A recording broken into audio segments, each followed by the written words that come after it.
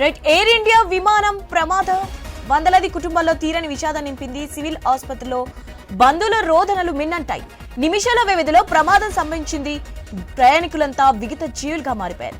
తమ వారి dead body కోసం బంధువుల పడిగాపులు కాస్తున్నారు. ఆసుపత్రి ప్రాంగణమంతా హృదయ విదారంగా మారిపోయింది. బంధువుల రోదనతో సివిల్ ఆసుపత్రి నిండిపోయింది. సివిల్ ఆసుపత్రిలో ఎటు చూసినా హృదయ విదారక దృశ్యాలు కనిపిస్తున్నాయి. ఇప్పటికే 6 మృతదేహాలకు పోస్ట్ మార్టం పూర్తి చేసి బంధువులకు అప్పగించారు. తీవ్రంగా కాలిపోయిన వారిని గుర్తించేందుకు DNA పరీక్షలు చేస్తున్నారు. వీలైనంత త్వరగా DNA పరీక్షలు పూర్తి చేసి కుటుంబ సభ్యులకు అప్పగించేందుకు ఏర్పాట్లు చేస్తున్నారు.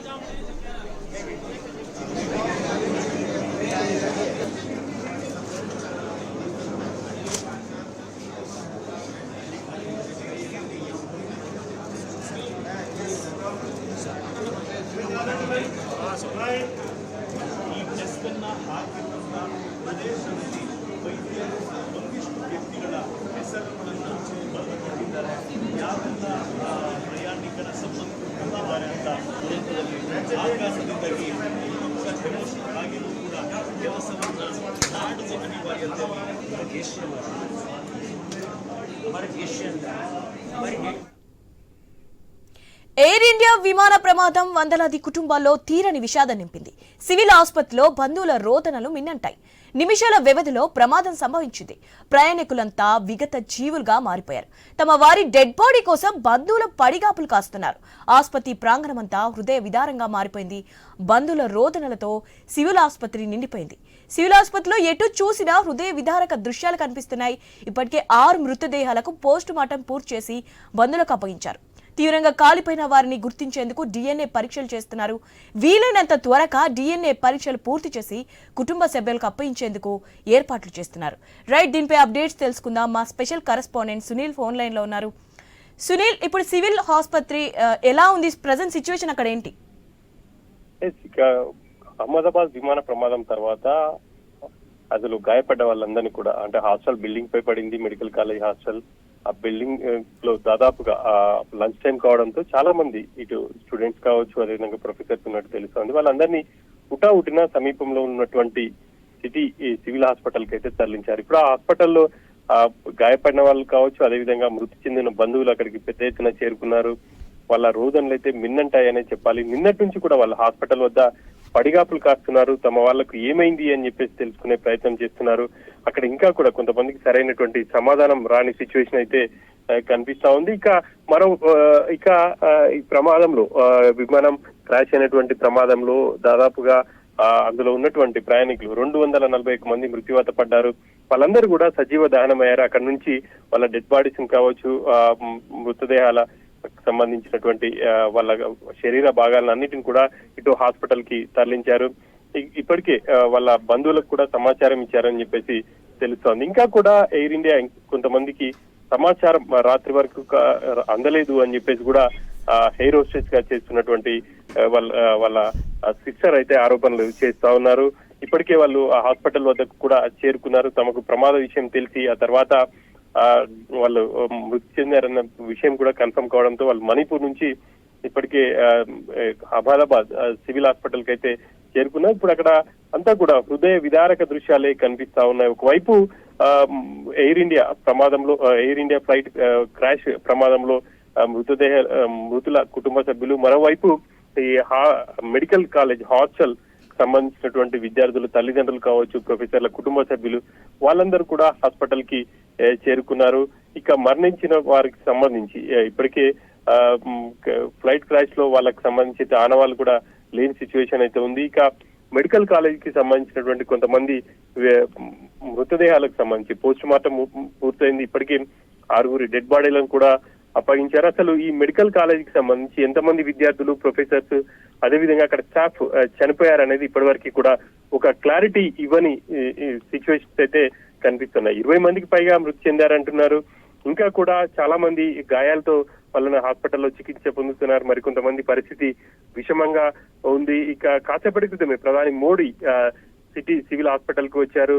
క్షతగాతులతో మాట్లాడారు. వాళ్ళు ధైర్యం నింపే ప్రయత్నం అయితే చేశారు. ఇక అక్కడైతే ప్రస్తుతానికి ఆ బంధువులకు సంబంధించి కావచ్చు, వాళ్ళ స్నేహితులు, కుటుంబ సభ్యులు వాళ్ళందరూ కూడా హాస్పిటల్ కి అయితే చేరుకున్నారు. అక్కడ వాళ్ళ రోదనలు అయితే కనిపిస్తా ఉన్నాయి. వాళ్ళందరూ కూడా పడిగాపులు కాస్తున్నారు. కొంతమంది తమ కుటుంబ సభ్యులు కావచ్చు, వాళ్ళ పిల్లల కోసం వాళ్ళందరూ కూడా ఎదురు చూపులు చూస్తున్నారు. హాస్పిటల్లో ఉన్న వాళ్ళకు ఎప్పటికప్పుడు సమాచారం కోసం అయితే వాళ్ళు ప్రయత్నాలు అయితే చేస్తున్నారు. ఒకవైపు హాస్పిటల్ వద్ద ఇట్లాంటి పరిస్థితి ఉంటే, మరోవైపు ఇక ఆ ప్రమాద స్థలంలో ఇప్పటికే ఏవియేషన్ అధికారులు చేరుకున్నారు. అక్కడ పూర్తి స్థాయి దర్యాప్తును కూడా కొనసాగిస్తున్నారు. అటువైపు ఎవరిని కూడా రానియట్లేదు. బ్లాక్ బాక్స్ కోసం ఇంకా అక్కడ సెర్చింగ్ కొనసాగుతుంది అనే చెప్పాలి. ఇప్పటి వరకు కూడా బ్లాక్ బాక్స్ అనేది లభ్యం కానట్టు తెలుస్తా ఉంది. దానికోసం అయితే విస్తృతంగా అక్కడ తనిఖీలు అయితే చేస్తున్నారు. సోదాలు కూడా కొనసాగుతున్నాయని చెప్పుకోవచ్చు.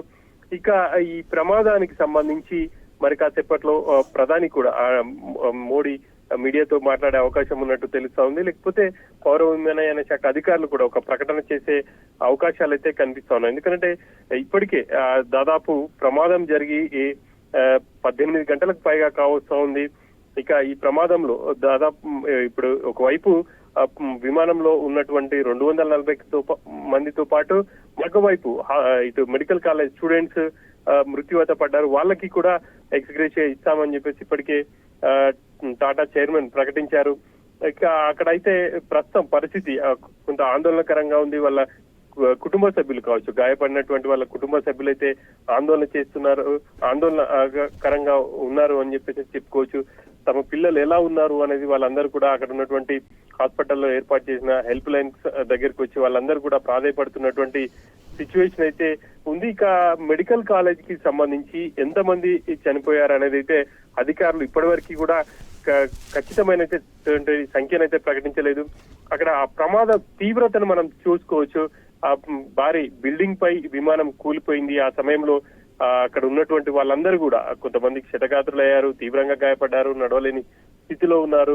అక్కడ హుటాహుటిన ఎన్డీఆర్ఎఫ్ కావచ్చు, స్థానికులు సహాయక చర్యలు చేపట్టి వాళ్ళందరినీ కూడా సివిల్ హాస్పిటల్ కి తరలించారు. వాళ్ళందరికీ అయితే ప్రస్తుతం చికిత్స కొనసాగుతా ఉంది. ఇంకా కూడా అక్కడ వాళ్ళ బంధువులు చేరుకోవడంతో అక్కడ ఆ ప్రాంతాల్లో ఇతరులను ఎవరిని కూడా రానియట్లేదు. గాయపడ్డ వాళ్ళ బంధువులు కావచ్చు, అదేవిధంగా మృతులకు సంబంధించిన వాళ్ళకు మాత్రమే హాస్పిటల్లోకి అనుమతిస్తున్నారు. ఆ పరిసరాల్లో కూడా పూర్తిగా పోలీస్ బందోబస్తు అయితే ఏర్పాటు చేశారు. ఇక వాళ్ళని గుర్తించడం కష్టసాధ్యమనే చెప్పుకోవాలి. ఇక విమాన ప్రమాదానికి సంబంధించి అందులో క్రాష్ లో మృత్యువాత పడ్డ 241 మందికి సంబంధించి ఇప్పటికే ఎయిర్ ఇండియా వాళ్ళకు సమాచారం ఇచ్చారని చెప్తున్నారు. ఇప్పటికే కొంతమంది అక్కడికి చేరుకున్నారు. ఇక డిఎన్ఏ పరీక్షల తర్వాత వాళ్ళకు సంబంధించినటువంటి డీటెయిల్స్ డెడ్ బాడీస్ అయితే అప్పగించే అవకాశం ఉంది. ఇక విజయ్ రూపాని గుజరాత్ మాజీ సీఎం గా ఉన్నారు. వాళ్ళ కుటుంబ సభ్యులు కూడా అక్కడికి చేరుకున్నారు. ఆ మృతదేహం కోసం ఎదురు చూస్తున్నటువంటి సిచ్యువేషన్స్ అయితే కనిపిస్తా ఉన్నాయి. ఇక ఈ ప్రమాదంలో దాదాపుగా వందలాది కుటుంబాలు విషాదంలో మునిగిపోయాయని చెప్పాలి. దేశ చరిత్రలో, విమానయాన చరిత్రలో ఇంత పెద్ద దుర్ఘటన జరగటం మొదటిసారి, అది కూడా స్వదేశంలో జరగటం ఫస్ట్ టైం అని చెప్పేసి కూడా విమానయాన శాఖ అధికారులు అయితే చెప్తున్నారు.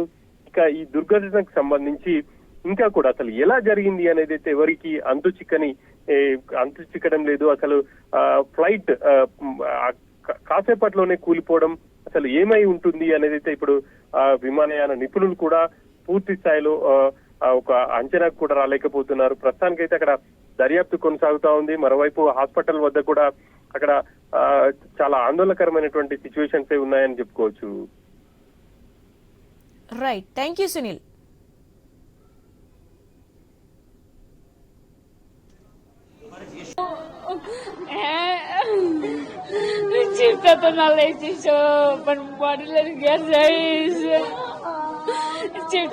मेरी लड़की और मेरी मम्मी दोनों कहाँ रहती है? पहली बार जा रही थी क्या?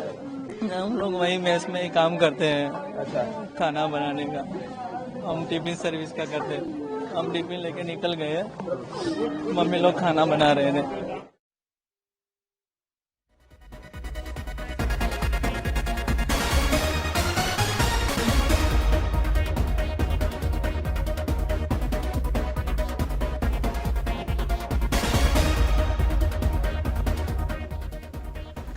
అహ్మదాబాద్ విమాన ప్రమాదంపై ప్రధాని మోదీ మరోసారి స్పందించారు. ఇంతమంది ప్రమాదంలో చనిపోవడం మాటలకు అందడం లేదన్నారు. తమ వారిని కోల్పోయిన కుటుంబాలకు సంతాపం తెలియజేస్తున్నామన్నారు.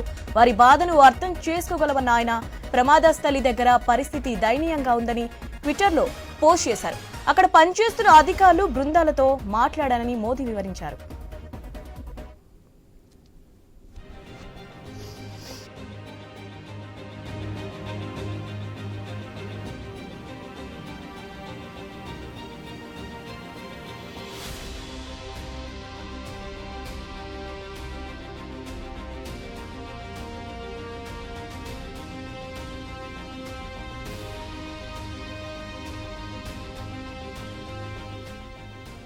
అహ్మదాబాద్ విమాన ప్రమాదంపై ప్రధాని మోదీ మరోసారి స్పందించారు.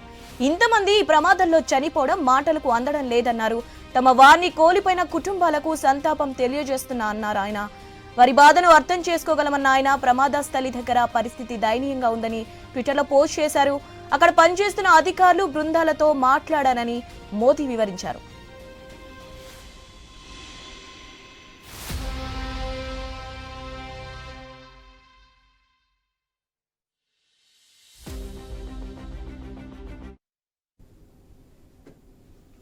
ఎయిర్ ఇండియా విమాన ప్రమాదం మణిపూర్లో తీవ్ర విషాదం నింపింది. ఈ ఘటనలో మణిపూర్ రాష్ట్రానికి చెందిన ఎయిర్ ఇండియాలో ఫ్లైట్ అటెండెంట్లుగా పనిచేస్తున్న నాంగ్తోయ్ శర్మ, లామ్నుతై సింగ్సన్ ప్రాణాలు కోల్పోయారు. దీంతో వారి కుటుంబ సభ్యులు, బంధువులు తీవ్ర దిగ్భ్రాంతికి గురయ్యారు. ఇంపాల్లోని డియంగ్ కాలేజ్ ఆఫ్ కామర్స్ లో క్యాంపెయిన్ రిక్రూట్మెంట్ లో నాంగ్తోయ్ శర్మ ఎంపికయ్యారు. ముగ్గురు ఆడపిల్లల్లో రెండోదైన నాంగ్తోయ్ టీనేజ్ లోనే ఎయిర్ ఇండియాలో ఉద్యోగం సంపాదించి కుటుంబానికి ఆసరగా నిలిచారు. నాంగ్తోయ్ చివరిసారిగా నిన్న ఉదయం 11:30 తన సోదరికి ఫోన్ చేసింది. తాను లండన్ వెళ్తున్నానని, కొన్ని రోజులు మాట్లాడలేనని చెప్పిందని తన తండ్రి చెప్పారు. ఆమె కాల్ చేసిన 3 గంటల తర్వాత విమాన ప్రమాదం గురించి ఓ బంధువు ఫోన్ కాల్లో చెప్పడం నాంగ్తోయ్ సోదరి తీవ్ర ఆందోళనకు గురైంది.